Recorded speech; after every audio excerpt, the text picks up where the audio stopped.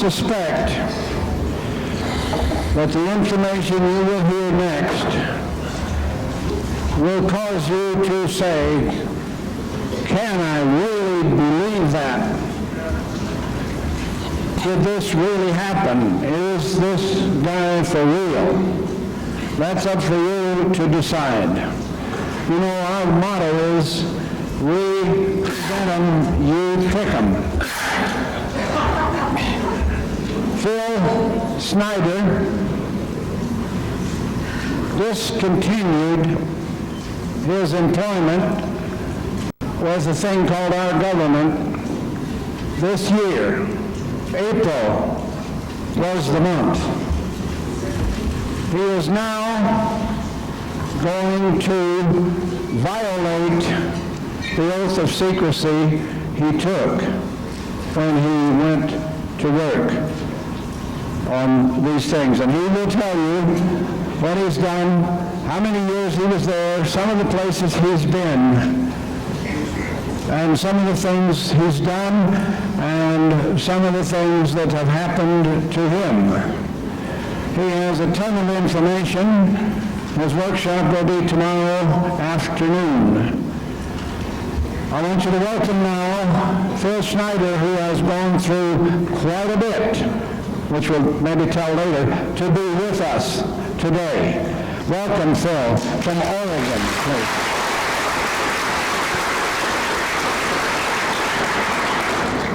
Greetings. My first part of the talk today, because there's so much of it, will basically point out some of the earlier confirmations that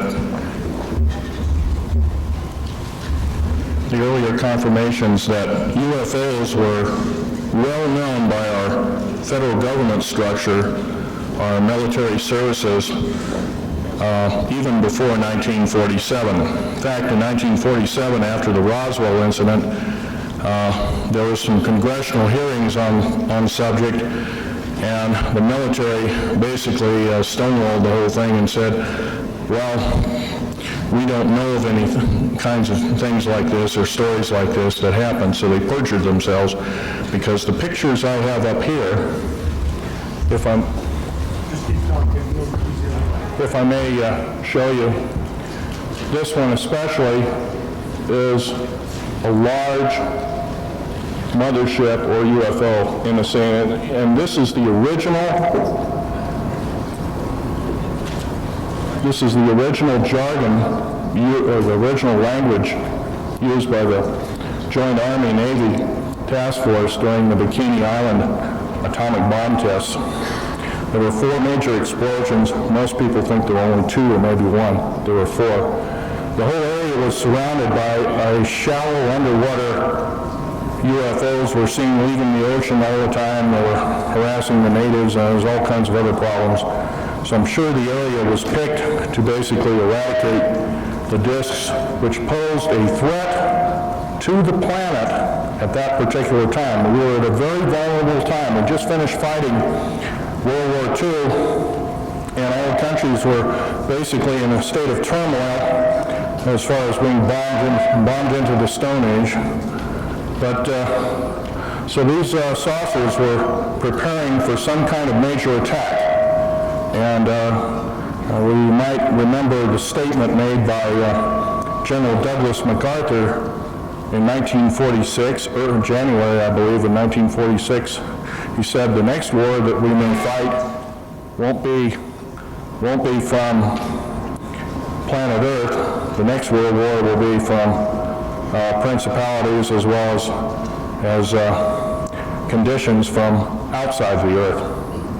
And this is definitely true, especially in Bikini, because in these pictures, these streaks here, all these pictures, by the way, have all been confirmed as having UFOs in the picture.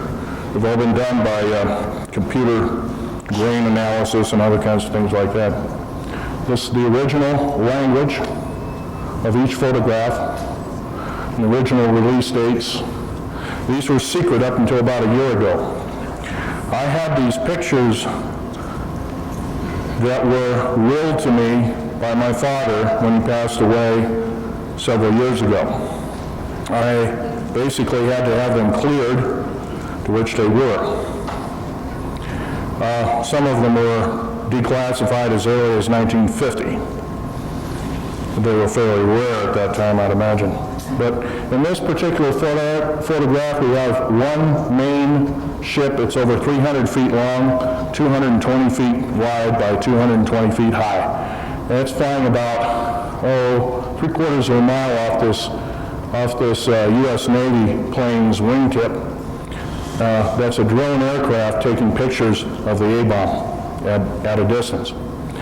And it says here, flying discs leaving ground zero, Joint Army-Navy Task Force 1 photo. And it has a file number and released 12 July 1946. Now if you remember, there was quite a controversy concerning flying discs. They were called Foo Fighters, other kinds of things like that. I'm sure there are people in this crowd that fought during World War II, maybe even flown during World War II, and probably seen such. It was a disturbing thing for a pilot to see something that could go 5 or 6 or maybe even 10 times faster than he could, and he knew that it wasn't some other country's weapon, like Germany or Japan. They just didn't have anything like that. Okay, we have another photograph. We have flying discs in neutron flash cloud, Joint Army-Navy Task Force 1 photograph. And here are 3 discs off left wingtip, official U.S. Navy photograph. This one's got an unknown release date. And here's discs attempting to leave ground zero, second A-bomb blast, Joint Army-Navy Task Force 1 photograph, released 2 August 46. And here are discs leaving ocean from ground zero, second A-bomb blast, Joint Army-Navy Task Force 1 photograph. These photographs were probably the first ever shown to the public regarding what the military, U.S. military, knew about flying discs, especially after they perjured themselves in front of the United States Congress in 1947. They absolutely lied. They said that they didn't know anything about the subject. That was a bunch of rumor. Now if I can go to the second.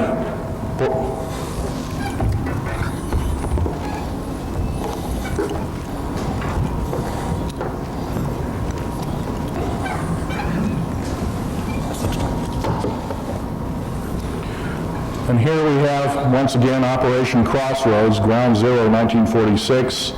Here's a picture of Bikini, where it is. It's about 1,800 miles away from the Hawaiian Islands, somewhere like that. Then of course they put everything from garbage scows to ships to captured armament, just to see the effect of the A-bomb. We have numerous discs attempting escape. So they knew that they were escaping, and they probably knew that they were going to be vaporized by the atomic bomb blast. Joint Army-Navy Task Force 1 photograph, and release date of 2 August 1946. And here's time rift and discs at ground zero. Now time rift is where an A-bomb literally rips apart the fabric of time itself. And that was also a Joint Army-Navy Task Force 1 photograph. And of course we have some young sailors watching the A-bomb blast from about 12 miles out, getting an atomic suntan. I don't know if they're still around, but hope they are. And here's a rare overview of the atomic cloud taken by a remote control aircraft. And remote control anything in 1946 was a rarity. Especially a large aircraft. Flying discs attempting to escape from ground zero, once again, Joint Army-Navy Task Force 1 photograph. I have over 7,800 photographs my father left me.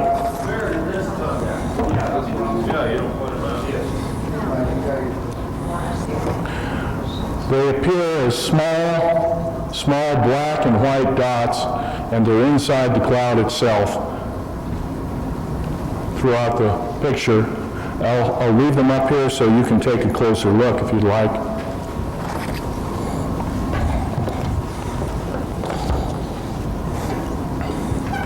Now we get to a slightly different subject. Operation Invisibility, the Rainbow Project.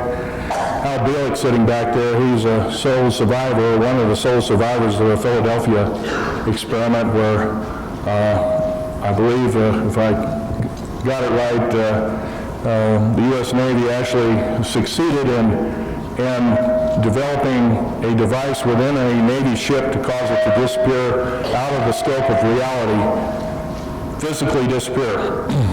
Well, here's a time variance briefing aboard the USS Eldridge in one of its ready rooms. And it's an Army photographic agency. Release date is unknown. Personnel attending briefing is, you've probably often heard Frank Strange's mention perhaps of a fellow that is kind of controversial. His name is Valiant or Val Thor. That was a name tacked on to a supposed captured alien who supposedly got us involved with undoing alien technology and converting it over to our own technology. Incidentally, this particular fellow is Valiant Thor. There's my father in the background. Here's Anatoly Yaglu and Jack Parsons and other people are in the background. And that's Naval Scientific Operations photograph. Once again, here's Valiant Val Thor with an unknown OSS agent, Philadelphia Navy Yard, August 1943. This man, by the way, is still employed at the Pentagon. He lives in some particularly special place in and around the Pentagon. At one time he lived third sub-basement. He had a whole floor to himself. And from what I understand from my father, Otto Oscar Schneider, he hasn't basically aged in 58 years. So he has a rather nice long lifespan.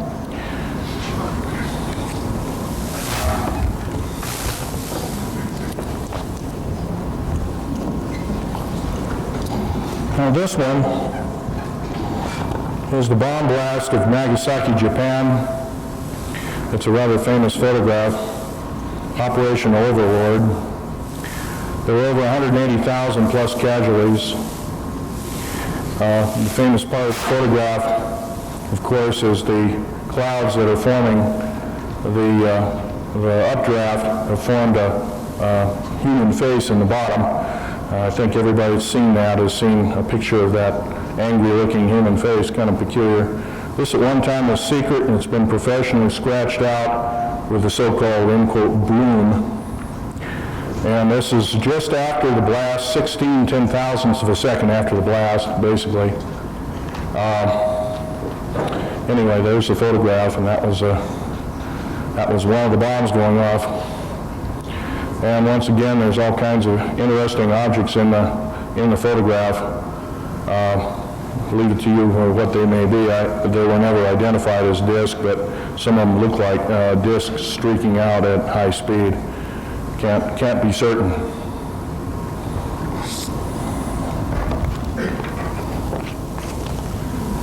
And here we have a series of pictures of all the different F-117As. Here's an aerial photograph of Groom Lake. Here's a B-2. According to the gentleman up here, just happened to have told me the Aurora doesn't exist. I've seen something fly that flies awful rapid, leaving a kind of a donut on a rope signature behind it and making a series of sputtering sounds that were sonic booms, like 10 or 15 of them in a row. So it's got to be some form of trans-atmospheric plane. Here's a picture of Paul Benowitz. Paul Benowitz ran Thunder Scientific Corporation.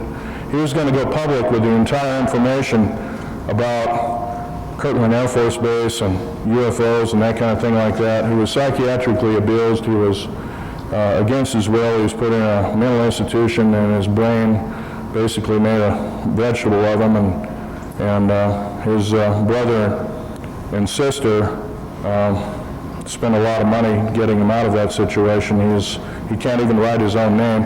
He was a brilliant physicist, worked for both the Navy as well as the Air Force, and other things go on and on and on. And these kind of atrocities must stop, because secrecy is one thing, but when you use federal law to subvert really good people, then that gets to be another question indeed. Here's my best friend, Ron Lee Rummel.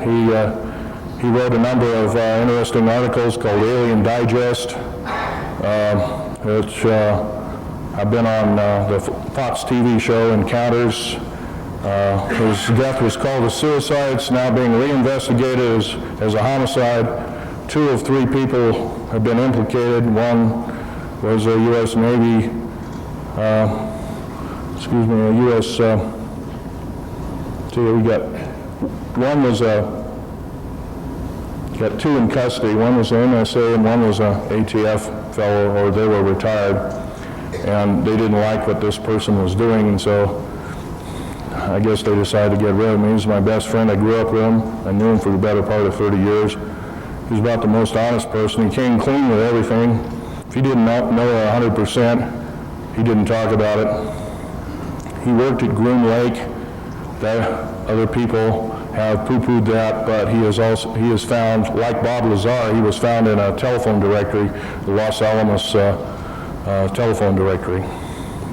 So, regardless of what we may say, this subject can be dangerous to our health if we don't watch out.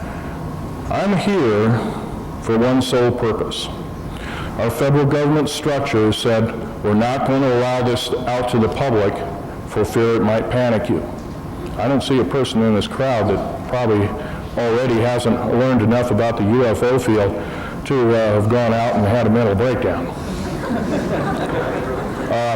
I don't believe, in some 39 talks that I've given, some internationally, I don't believe I've ever run across a single person who couldn't take the information, who came up to me or had left crying in tears. They were all happy to hear that these kind of things did happen, that the public has been waiting consciously and anxiously for the better part of 60 years for this kind of information, and our military continues to hold it secret and above the law, and it's got to go. It's wrong. This kind of punitive policy is what's wrecking our country right now. We have a federal government totally out of control, totally disobeying every constitutional law we have, and they're just running roughshod over its people. And somewhere down the line, I believe our founding fathers one time told us, they said, they warned us of this. They warned us not to bring out this beast. And if it ever did happen, we are to overturn it. Now, does that mean that they have to take these people on a one-to-one? They got missiles and tanks, and all we've got is an occasional pop gun? Come on. But it does look like, especially in the light of recent events with the Waco hearings and others, total whitewash, we are getting nothing but lies and innuendo from our officials who are supposed to tell the truth. By the way, an official who lies to Congress, not only guilty of lying to Congress, contempt of Congress, they're guilty of treason. And I don't see any people being lined up and arrested for this travesty. I haven't seen it. Not at all. What's really peculiar about the government structure, a lot of these areas like Groom Lake, they're military reservations. Military law and civilian law are 2 different things. Military law completely sidesteps the U.S. Constitution. Civilian law generally obeys or goes by it. A lot of these reservations, too, are on Indian reservations or adjacent to Indian reservations, and once again, the U.S. Constitution doesn't apply. So, when we think very carefully now exactly where we're going, we must be told the truth. All of us in this room, in some capacity, has to, whether we write our Congress people, whether we talk to people, whether we have a tea party and talk to them, we have to and we must insist upon the truth by our elected officials, and we must also insist that they take an oath that if they lie, they get impeached. And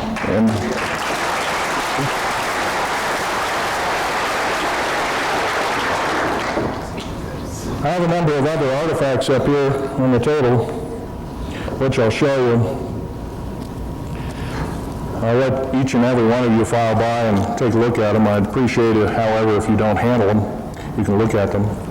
Inside of these two small Ziploc bags are some metallic fragments. I was given this when I was 14 years old. My dad was visiting in England with Sir Johnny Rawlins. At that time, he was a naval sea lord in Britain. And he was well aware of crashed saucer remains. He had collected a number of artifacts, and I like a 14-year-old boy, I asked him, I said, gee, can I have a piece? He says, sure, no problem. My dad protested violently, but it didn't work. He says, sure, I'll give you a little piece. And there we are, and of course, the way they finally broke the skin of this particular craft, they dropped it in a bath of liquid nitrogen, that kind of, and then they used either a sledgehammer or some striking device, and they broke it apart. But this is composed of different elements not found in the correct elemental way on Earth. At that time, it couldn't have been manufactured by any country. Now we had the ram coating off of certain aircraft. A buddy of mine sent them to me. They're called Aurora drops. They kind of look like lava. The aircraft really drips this material off itself when it comes in after a long flight. The edges of which and some of the more vulnerable points literally drip this material on the end-quote tarmac or the cement mac, the runway. It's scooped up, and I don't know what they do with it. Anyway, here are some of the pieces of that. Incidentally, this particular coating was, see all this, so that just the fact that we have these kind of aircraft out of basically nowhere was a combination of a lot of geniuses working together in one end quote skunk works operation. Believe it or not, from what I hear, that these two planes were actually refused some 10 years earlier. Oh, they're not going to fly. That's a bunch of poppycock. Why don't you go back to your drawing board and do something else? But it's not that I'm looking at. It's the skin, and it's also the airframe.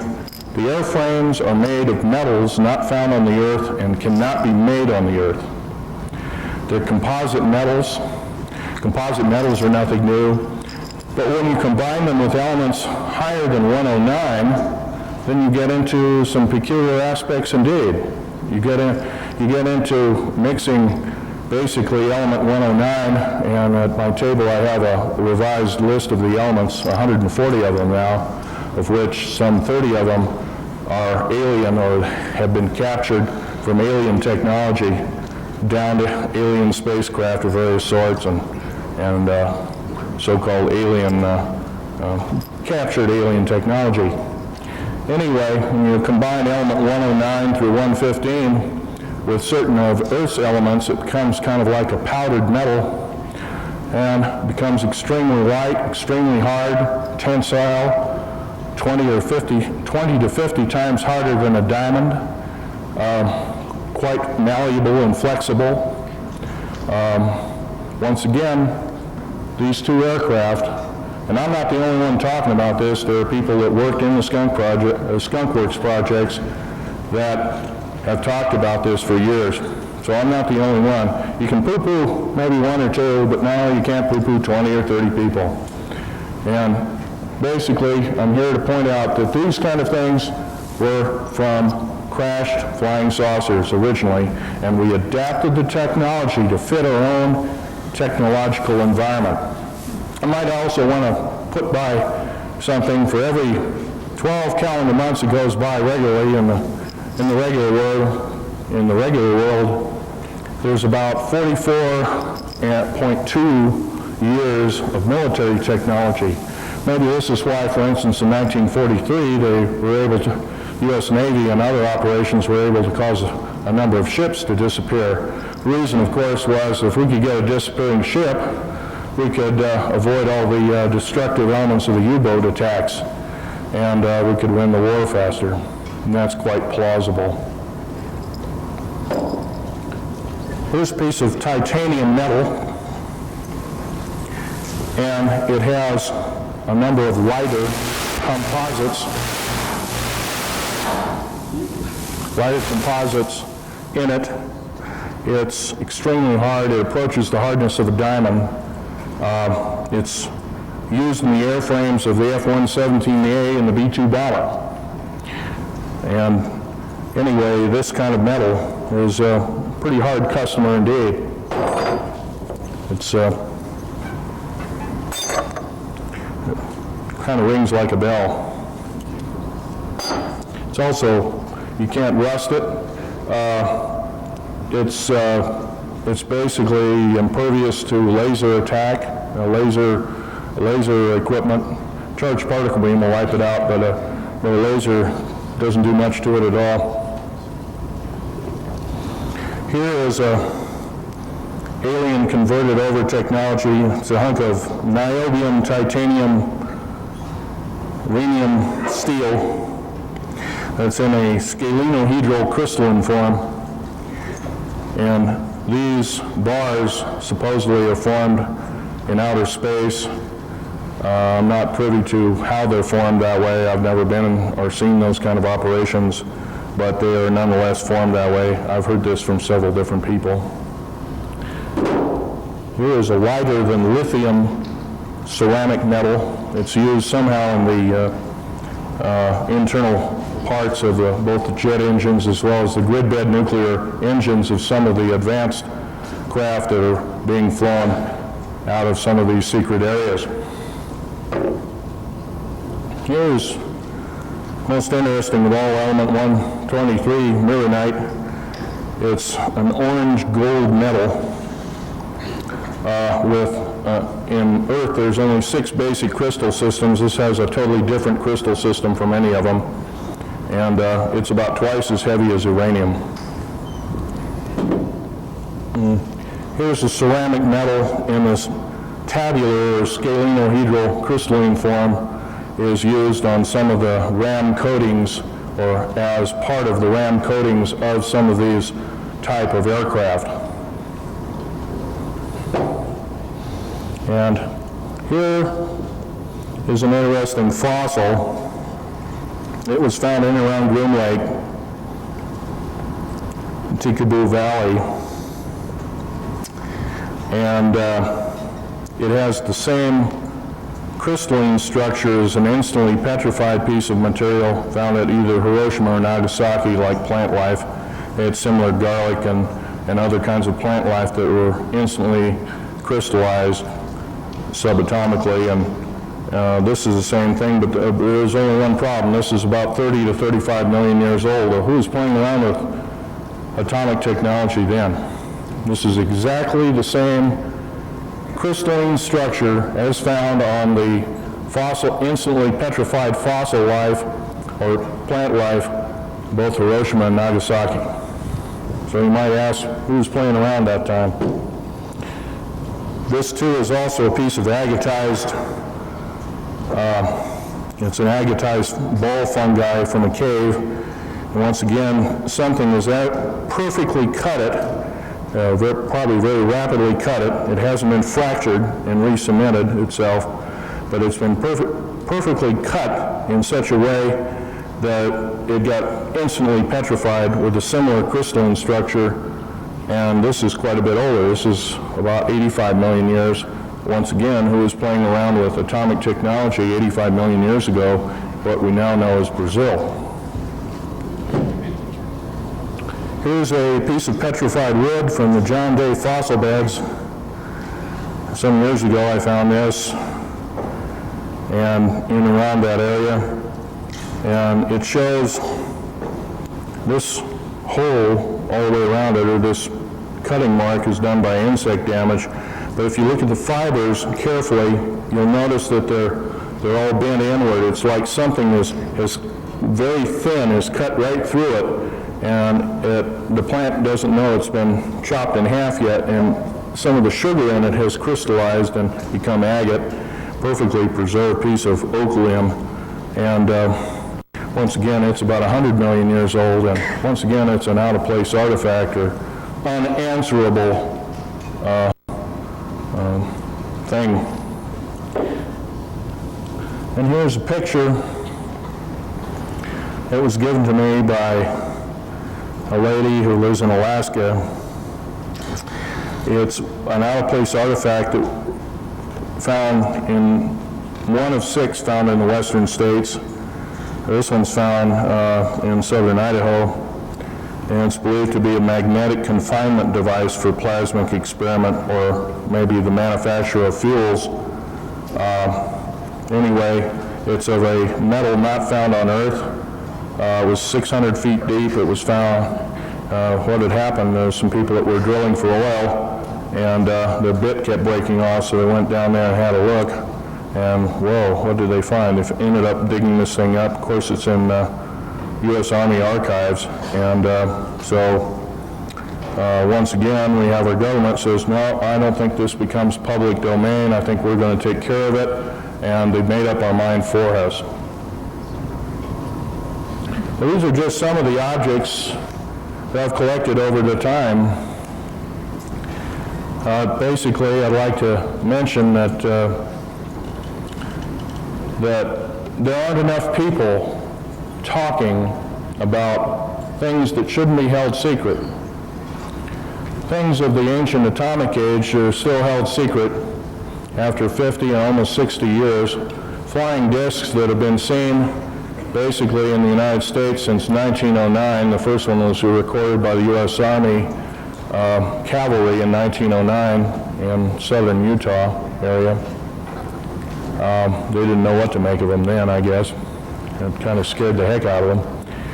But once again, these things are held in secrecy or above top secret because we have allowed a federal government structure to say, well, or rule that we are not responsible and they're totally responsible. I think it's quite the other way around. I think we're more than responsible and they're totally out of touch with us.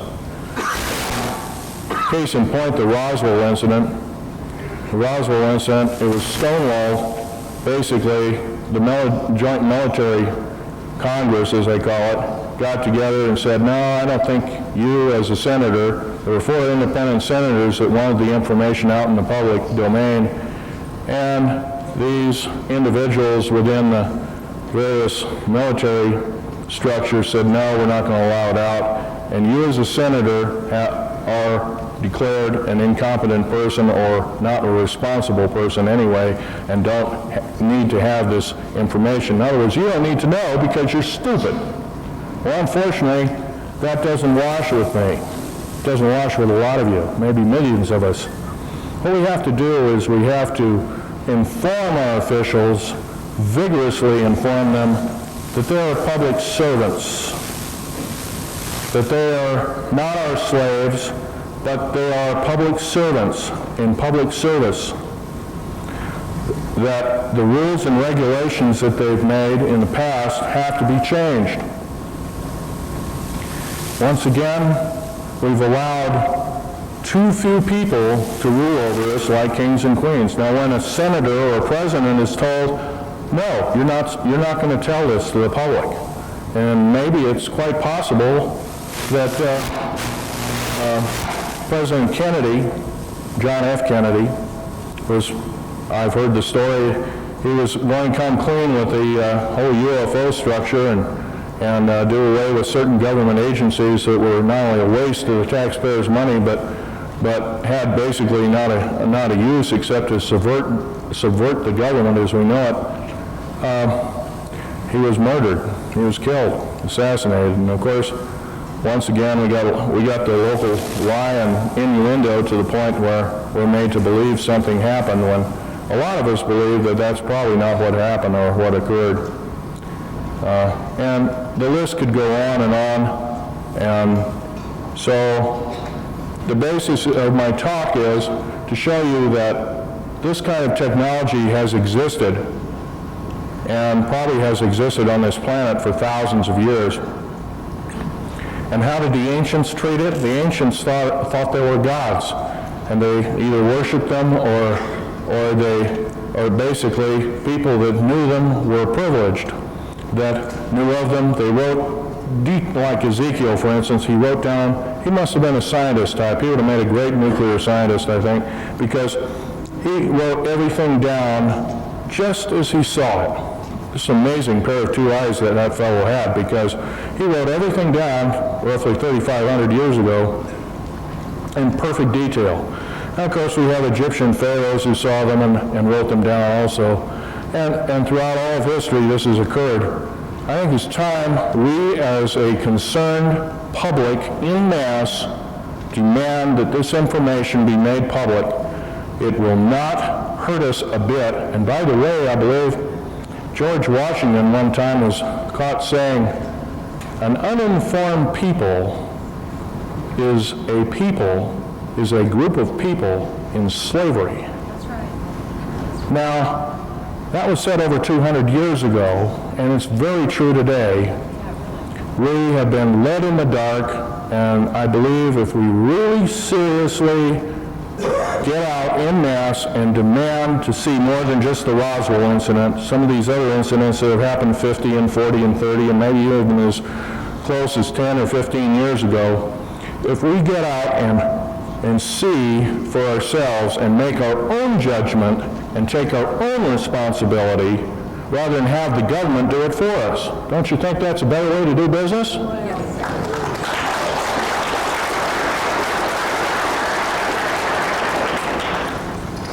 Oaths of secrecy are illegal.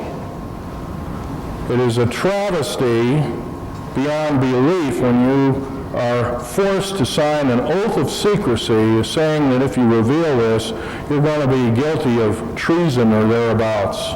This has nothing to do with treason. This has everything to do with truth. This has everything to do with how we as informed and concerned citizenry of these wonderful United States, and I've been over 70 countries and I haven't found a place better yet, can be informed and knowledgeable if there is such thing as an attack on planet Earth by a number of these specific alien races and crafts, or if they're benevolent and they're all being shot down by the military or all being basically spirited off to military bases. And I help build underground military bases. I work for EG&G, Morrison Knudsen, Bechtel, Page & Page, and a host of other construction outfits, not counting what I did in Vietnam as a construction worker. And I can tell you for a fact that some of these bases that are built underground are scary indeed because, and Albuquerque will mention, he's been on a number of the high-speed trains that link for thousands of miles these different underground bases. Now, the black budget as we know it garners over $500 billion a year in secret money to build and keep building underground bases and the like. It's $1.023 trillion every 2 years. That's roughly $500 billion a year. I think we could better use that money in the public sector. We could better use that money training people so that we could become more competitive in a more competitive world, rather than just freely hand it over and willy-nilly to some government group who's just going to spend it on building underground bases. The average underground base, for instance, is 4¼ cubic miles hollowed out underground. A cubic mile is a mighty big space. Tunneling machines, and Richard Sauter, PhD, wrote a recent book this year about underground tunnels and bases. What is the government trying to hide? Now, I can see a few of them built in case there's a nuclear war so that the president and a few of his entourage can escape Holocaust and somehow, hopefully, reappear when it's all over. But when you're talking about 129 of these across the country, the size of the 48 states, They've been building them day and night, unceasingly, since 1940. I would have to say that this is not an exercise in prudence. This is an exercise in subversion. Subversion is a form of treason. Now, I haven't been one to make policy, but I think if we all got together and did some serious questioning, I think we could get to the bottom of all this. And I know also that if our government really did know fully well about Foo Fighters, it's all been written down, the answers point to yes, and flying saucers detailed in every degree as early as 1946. This is almost 1996, 50 years hence, and we're still being given this snow job. Oh, it's a weather balloon, or it's dust on the lens, or it's your imagination. You know how many people in the United States have seen a UFO? Believe in UFOs? According to the Roper Report, which is a reporting agency, part of the Remington Rand Corporation, 106 million people in this country have seen them. I can believe a few people might be crackpotish and promote these kind of stories and that kind of thing, but 106 million people? And then worldwide, we're talking about over 1 billion people have seen them, not counting about what's happening down in Mexico City as I speak. They're just coming out of the woodwork out there. There are people who are filming it with their video cameras. And in Mexico, it is not a crime to ask a government official what a UFO is. In this country, it's still a crime. In fact, it's a felony. If I decide to ask somebody who's perhaps an Air Force general, and that Air Force general or officer decided to divulge that information, not only would he be guilty, but I'd be guilty for hearing it. Now, somewhere, that isn't what I heard what the United States is supposed to be like. I always heard that we were supposed to be a freedom-loving people and not subjected by our dictators, as I call them, or our politicians who've now decided to run themselves to such a point that they're kings and queens over us. I believe that we can still turn this country around, but we're going to have to start asking questions, and we're going to have to start demanding answers. And demand, if it takes class action lawsuit, which I'm already engaged in doing because of these pictures, because if the government lied to Congress in 1947, a class action lawsuit by one or more people would bring out a lot more information. Another thing, a lot of this information is actually out to the public. But once again, if you use the Library of Congress, you have to have a special card presented to you by the Navy Criminal Investigation Services in case you decide to commit a crime, or the FBI, or something like that. Once again, you're suspected of being a criminal when you're doing your homework. I don't think this is America. I'm not hearing this right.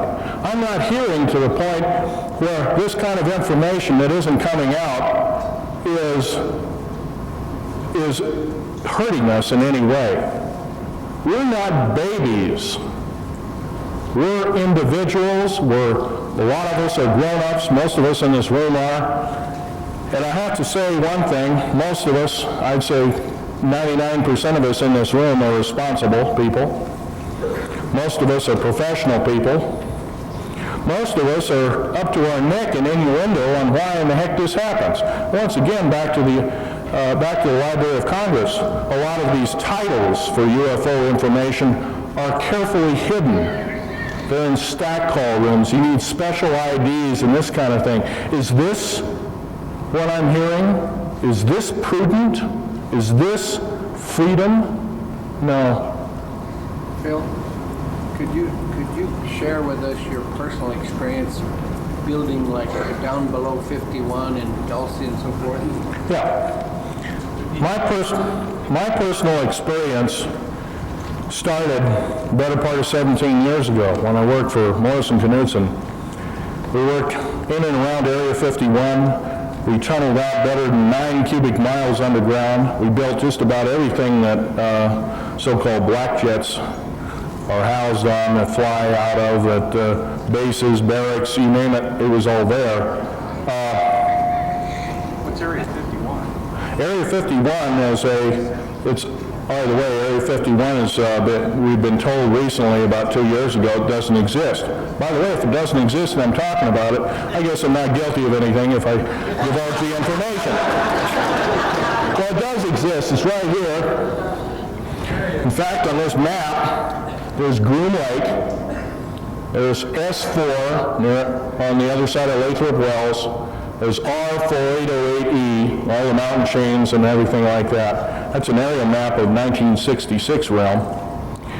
It was given to me. Where's Groom Lake? Where's Groom Lake? Groom Lake is in Nevada. It's just north of Las Vegas. It's one of the largest military, it's part of the Nellis Air Force Base Tonopah Test Range complexes. It has recently taken the mountaintops, like Whitesides Mountain, so people can't climb up there with their spyglasses and look at new kinds of aircraft. They thought they were seeing UFOs. Maybe they are. People have sworn, many people, dozens of people, that we are now flying captured UFOs that are repaired, that are made whole, made for us to fly. Whatever is occurring, is this what I'm hearing? That once again our government says, another big lie, it says, well, this base doesn't exist. Oh, really? Huh, that's interesting. Over 10,000 people work there from time to time on shifts, most of them in the cover of darkness.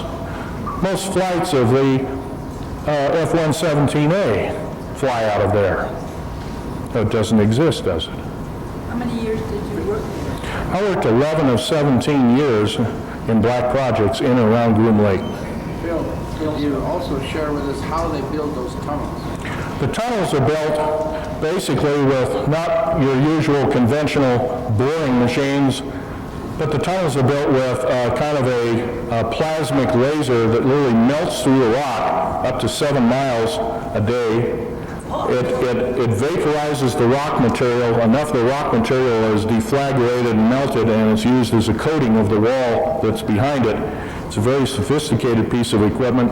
It's been around for 25 years.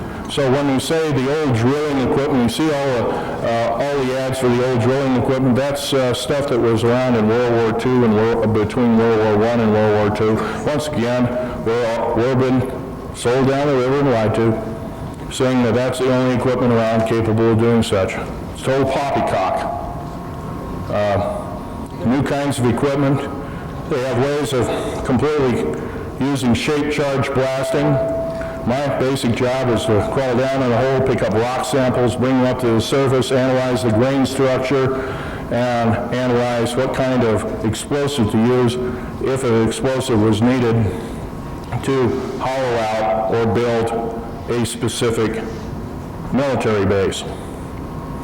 And I'm fully aware of what explosives can do and how strong they are.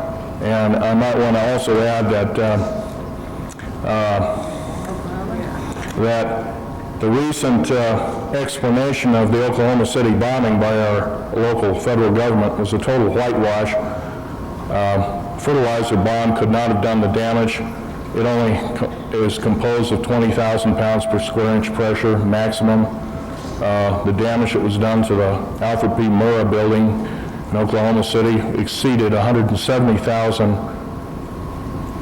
pounds per square inch, and that had to have been some form of other weapon or other bomb. A number of engineers have also written in and said that this is what we're saying. We want you now to start telling us the truth. Of course, it hasn't happened. It's sad, but that's the way it goes. In working on these bases, I worked also and throughout the United States. I worked in Dulce, New Mexico. In 1979, I was lowered down a hole to analyze more rock samples, and we had found a whole cache of underground alien involvement, to which I was absolutely petrified of what you might call a large gray. A number of Secret Service and Delta Force people Some 66 of them lost their lives that day, all because the government didn't tell them the truth about what was going on. And so once again, we were uninformed and we were attacked and we were butchered by an entity that's highly evil indeed.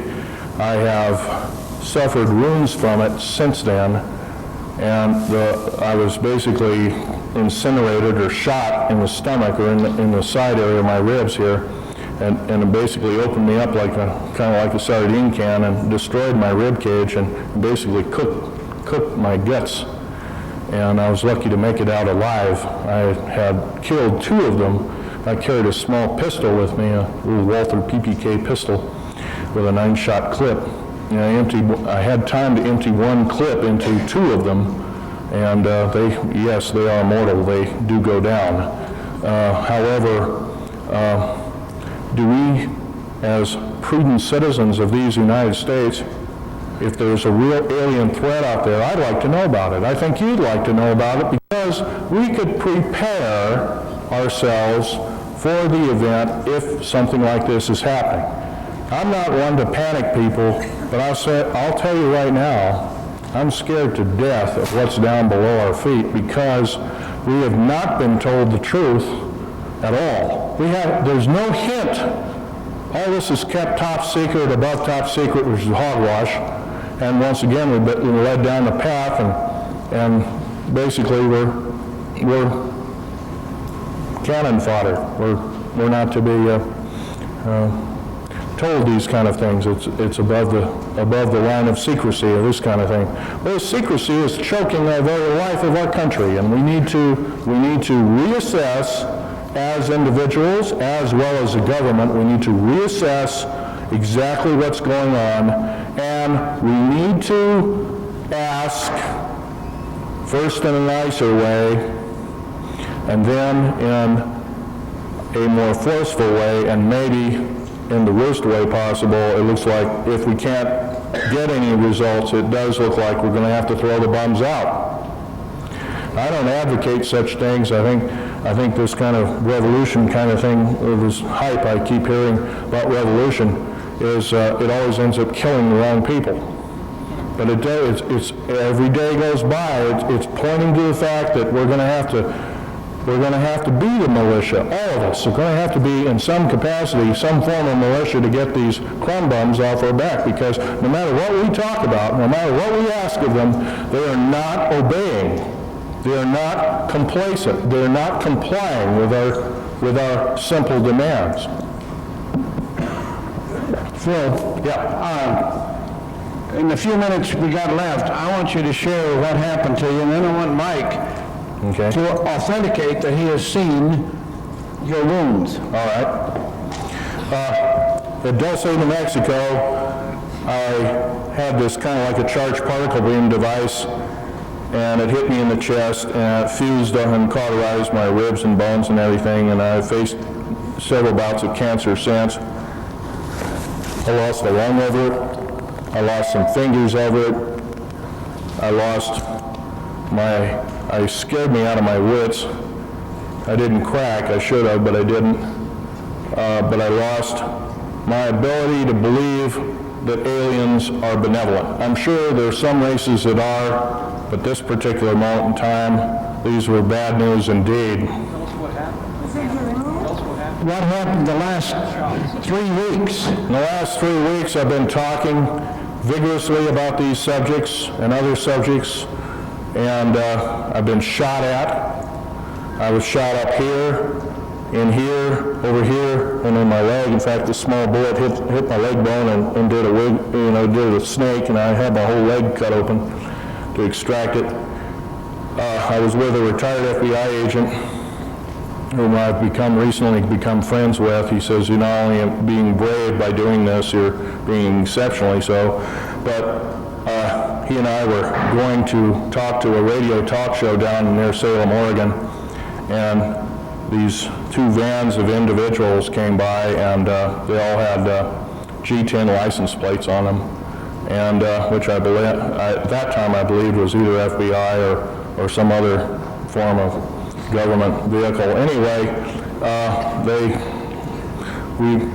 they passed us and shot on the right and both on the left, and it kind of shot me up a little bit. Saying the least. How many bullet holes in the car? 43.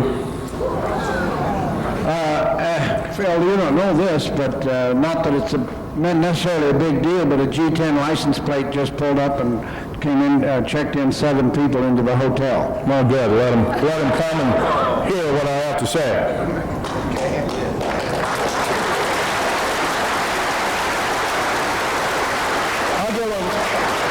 I'll give them an education. What do you really I don't know. Mike Russ has personally seen all his wounds here. Mike is one of our local members. I picked him up. Close. Okay. All right, I picked him up at the airport. And Got to talk into it. Hello? There. Is that better? All right, I picked him up at the airport, and we've been together basically somewhat off and on. The bullet holes are there. I've seen them all. The one on the leg is about like yay. I don't think he wants to drop his pants, but it is there. And he has been shot, and the government is after him. And we've been just trying to move him around and take care of this guy the best. We've been trying to take care of him the best we can. Right now, I have a federal restraining order against such action. It means diddly squat. The feds can violate anytime they wish. By the way, if somebody gives me a restraining order and I say boo to them, I go to jail for a year. Somewhere the law didn't meet my needs, and it surely has given them too much liberal consequences. This is a problem that the clock keeps rolling, and time is up for Phil, but tomorrow he will go into a lot more time for those of you who can be here.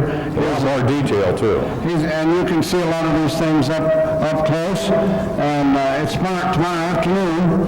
He's willing to share as much information as possible, just to let you know that from somebody who's been there and done that. Will it be recorded? Yeah, it'll be video, audio. I don't know about video. What time? It's tomorrow afternoon. Tomorrow afternoon, I think it starts from 1:30. 1:30 to 4:30. will be my workshop. Anyway, this is what he's done to be here. Ruined my life and being here. Now, that was, then you were shot at twice in the last 3 weeks. Actually, there's been more than that. Within the last 4 months, 9 attempts on my life have taken place. And I'm still here. Evidently, seems like something like the cat with 9 lives, is it? I don't know. Cat with 9 lives. Can we have a short question and answer? Well, no, we can't because we've... Can I take two? I mean, have you got a question about what to do with the dirt when they dig out all them 4 cubic miles? Why are they building the bases? Oh, why? We know that. Well, the bases are being built basically to house alien involvement, research and development labs, other kinds of things like that. Right now, the military is involved in building biological weapons out of alien byproducts, alien body byproducts. I'm not so certain, but I think AIDS and other kinds of diseases they're too smart to be regular diseases. Regularly formed diseases have been formulated this way and tested out on an unwitting and unwilling populace. Once again, we've been led down the golden path, and once again, we've been lied to vigorously. And it's got to stop. If we value the freedom that we call these United States, this kind of activity has to come to a screeching halt, and we have to take back our government, to which we are entitled to do so. Right? If we don't do this, and we just become a bunch of sheep, then that's another story, I guess. Thanks very much, Phil. We just have to go on. We'll be here. Get you on wired real quick and then you can take care of the pictures. Now, Mike, let's help him watch his pictures.